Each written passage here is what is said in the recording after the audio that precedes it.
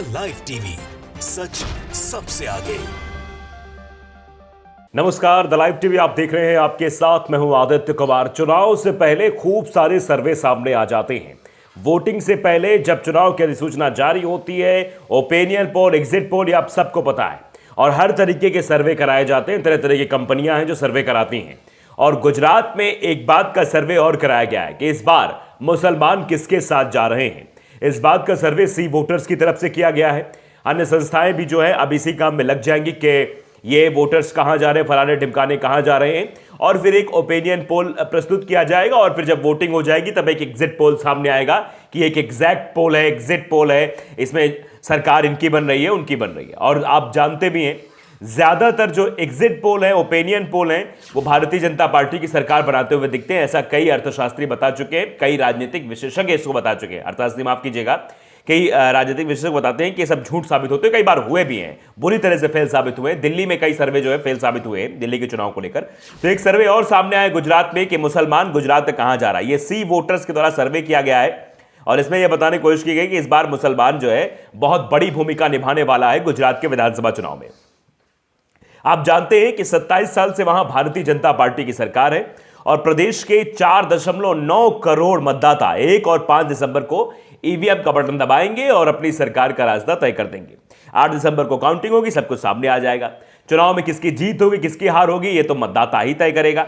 इनमें से सबसे अहम बात है कि राज्य की 117 सीटों पर 10% से अधिक हिस्सेदारी रखने वाले मुसलमान वोटर्स का रुख आखिरकार क्या होगा। अब इसको लेकर तरह तरह की चर्चाएं हैं कि मुसलमान जो है कांग्रेस की तरफ जाएंगे या बीजेपी की तरफ जाएंगे, आम आदमी पार्टी की तरफ जाएंगे, या फिर वो ओवैसी की तरफ जाएंगे। तो आपको बता दें कि दरअसल मुस्लिम बाहु जो 30 सीटें हैं वहां पर ओवैसी भी सोच रहे हैं कि यहां अपने उम्मीदवार उतारे जाएं। करीब 150 सीटों पर जहां मुसलमानों के सामने कांग्रेस और आप समेत कम से कम 3 विकल्प होंगे, तो करीब 3 दर्जन सीटों पर 4 पार्टियों के बीच चुनाव करना होगा। आप समझिए जरा, इस गणित को भी आप समझ लीजिए। उसके बाद आप बताते हैं सी वोटर्स का सर्वे का। आप बने रहिएगा, वीडियो में अंत तक बने रहिएगा, मैं सी वोटर्स का सर्वे भी आपको दिखाऊंगा। लेकिन सबसे पहले जरा बात कर लेते हैं। दरअसल 2017 का जो विधानसभा चुनाव हुआ था, भाजपा को कड़ी टक्कर देने वाली कांग्रेस 10% से अधिक मुस्लिम वोटर्स वाले 117 सीटों में से 50 सीटों पर जीत हासिल की थी।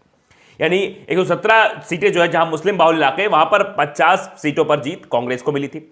हालांकि 62 सीटें भाजपा खाते में आई थी। इन सीटों पर कांग्रेस को 41.52% वोट मिले थे और भाजपा ने 47.99% वोट शेयर कब्जा किया था। जिन 53 सीटों पर मुस्लिम वोटर्स की संख्या तकरीबन 20% है, उनमें से 22 पर कांग्रेस और 31 पर भाजपा ने जीत हासिल की थी, ऐसा बताया जा रहा है।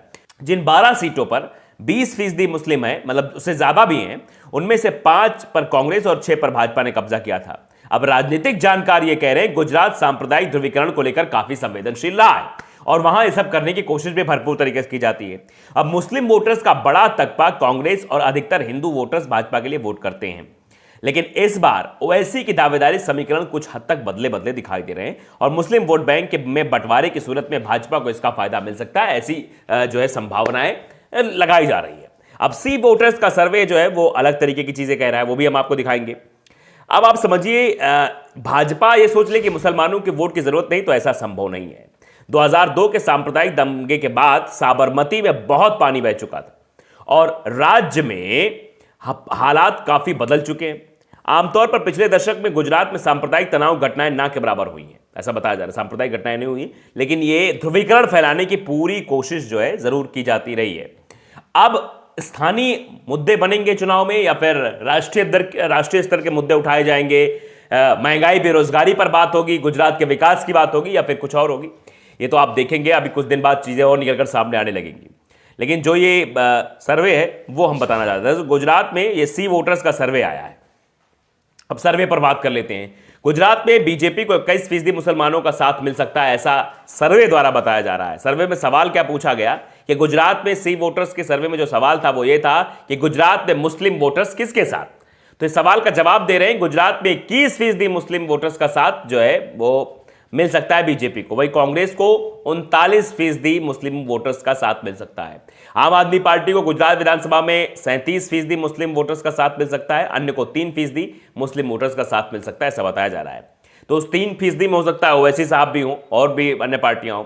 दरअसल सी वोटर्स का जो सर्वे है, अब ये सर्वे कैसे होते हैं इसका हम आकलन नहीं करना चाहते, हम सर्वे कंपनी का जो है फैक्ट चेक नहीं कर रहे, बस आपको दिखा रहे हैं कि सी वोटर्स सर्वे किस तरीके से करता है कि हाँ मुसलमान इस बार कहां जा रहे हैं।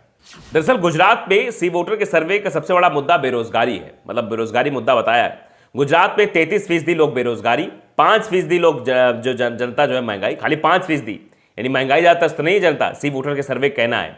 18% बुनियादी सुविधाएं, कोरोना में काम 4%, किसान 15%, कानून व्यवस्था 3%, भ्रष्टाचार 6%, राष्ट्रीय मुद्दे 2% और 14% अन्य मुद्दे हैं। यानी आप समझ जाइए कि गुजरात में सबसे बड़ा जो मुद्दा वो बेरोजगारी का मुद्दा है, ऐसा सी वोटर्स के सर्वे में सामने आया है। और ये सामने आया है गुजरात में जो मुस्लिम वोटर्स हैं वो जो है 21% बीजेपी के साथ जाएंगे, 39 कांग्रेस के जाएंगे और 37% आम आदमी पार्टी के खेमे में ये जो सी वोटर्स के सर्वे के मुताबिक है वो जा सकते हैं। अब आप समझिए, अंदाजा लगाइए कि इस तरीके के सर्वे प्रस्तुत किए जा रहे हैं, किस ओर रहेगा मुस्लिम वोटर्स का रुझान। देखिए इंडिया टीवी ने भी लिखा है, चौंका देंगे पिछले चुनाव के आंकड़े। पिछले चुनाव के आंकड़े भी सामने लाए जा रहे हैं कि किस तरीके से पिछली बार जो चीज़ें निकलकर सामने आई थी। कहा जा रहा है गुजरात के 4,90,00,000 वोटर्स से करीब 48 लाख मुस्लिम वोटर हैं जिन पर सबकी नज़र बनी हुई है। इनमें ज़्यादातर मुस्लिम वोटर्स शहरी इलाकों में रहते हैं, ग्रामीण इलाकों में इनकी ठीक ठाक आबादी है। गुजरात विधानसभा की 20 विधानसभा क्षेत्र में मुस्लिम वोटर्स सीधे सीधे डिसीजन मेकर्स होते हैं, मतलब 20% से ज़्यादा कुछ सीटें हैं जहां 20 लगभग सीटें, जहां 20% से ऊपर बताया जा रहा है, और लगभग वो ये तय करते हैं कि यहां से कौन विधायक बनेगा, किस पार्टी का विधायक बनेगा। तो इंडिया टीवी मेट्राइज ने भी सर्वे किया है। अब ये भी देख लेते हैं मेट्राइज का सर्वे क्या है। इस सर्वे में सवाल पूछा गया गुजरात का मुसलमान अब की बार किसके साथ है। इसके जवाब में 14% ने बीजेपी तो 62% ने पंजे को चुना है। अब आप सर्वे देख लीजिए, अलग अलग सर्वे आपको दिखाई दे रहे हैं। यानी एबीपी का जो सी वोटर्स का सर्वे है वो ये कह रहा है कि 21% बीजेपी, 39% जो है वो कांग्रेस। यहां है कि 14% बीजेपी तो 62% जो है वो कांग्रेस, और आम आदमी पार्टी को 21%, जबकि सी वोटर्स ने दिखाया कि आम आदमी पार्टी को जो है 37% मिलेंगे। और एआईएमआईएम जैसी पार्टियां फिलहाल तो कहीं दिख नहीं रही। ये कहना है इंडिया टीवी के जो सर्वे है उसका कहना है। राज्य की 182 विधानसभा सीटों में से 25 सीटें ऐसी हैं जहां मुस्लिम मतदाता किसी भी राजनीतिक पार्टी का गणित बिगाड़ने का कुव्वत रखते हैं। यानी उनकी प्रतिभा क्षमता इतनी है कि वो कहीं की भी सीट जितवा सकते हैं, हरवा सकते हैं। पिछले विधानसभा चुनाव की बात करें तो बीजेपी ने 1 दर्जन ज्यादा मुस्लिम बहुल सीटों पर जीत का परचम लहराया था। अब यह सवाल भी पूछा जा रहा है, मुस्लिम वोटर्स को साधने के लिए गुजरात का हज कोटा पिछले 3 सालों में 4,000 से बढ़कर 15,000 कर दिया गया। यह बताया जा रहा है कि यह मुद्दा इसलिए जो है मुस्लिम्स जो है बीजेपी को वोट देंगे। कह रहे हैं प्रधानमंत्री नरेंद्र मोदी के नाम पर ईवीएम का बटन दबाने वाले मुसलमानों में वो चेहरे भी हैं जिन्होंने मोदी ने आयुष्मान भारत दिया, अपना आशियाना दिया। ये सब चीजें बताई जा रही है, ये सब गेम चेंजर साबित हो सकते हैं। जबकि आप भी जान रहे हैं गुजरात में तो बेरोजगारी सबसे बड़ा मुद्दा है, लेकिन इन सब चीजों को नहीं दिखाया जा रहा है। दरअसल आप भी जानते हैं 182 सीटों पर जो है 2 चरणों में मतदान होना है।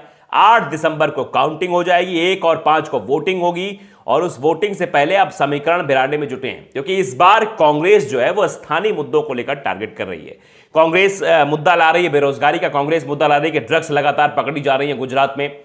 शराबबंदी के बाद भी 75 लोगों की मौत हो जाती है, कैसे? नकली शराब पीने की वजह से, जहरीली शराब पीने की वजह से। इन सब मुद्दों को जो है स्थानीय जो मुद्दे हैं, वहां के जो मुद्दे हैं, शिक्षा का जो मुद्दा है, जो बिल्किस बानो के 11 दोषियों को रिहा करने का मुद्दा है, इन सब मसलों को लेकर कांग्रेस इस वक्त मैदान में है, और कांग्रेस जो है इस तरह की पॉलिटिक्स कर रही है। तो इसीलिए शायद डर भी है। और मोरबी में जो हादसा हुआ उसको भी कांग्रेस जो है मतलब बढ़ चढ़ के उठा रही है कि एक भ्रष्टाचार की बदौलत ये सब हुआ है। तो आप अंदाजा लगाइए, ये जो सर्वे दिखाए जा रहे हैं कि इतने फीसदी, वैसे जो इंडिया टीवी का सर्वे बता रहा है 14% मुस्लिम वोटर्स जो है बीजेपी की तरफ जाएंगे, जबकि सी वोटर सर्वे कह रहे हैं 21 से 22% जाएंगे। तो ये सब आंकड़े प्रस्तुत किए जा रहे हैं, और ये चौंकाने वाले आंकड़े भी हो सकते हैं। इस बार गुजरात का चुनाव काफी दिलचस्प होने वाला है। तो द लाइव टीवी को अगर आपने सब्सक्राइब नहीं किया है, सब्सक्राइब कर लीजिए, बेल आइकन दबाइए, ताकि सच खबरें और चुनाव की अपडेट आप तक पहुंचती रहे। नमस्कार। द लाइव टीवी, सच सबसे आगे।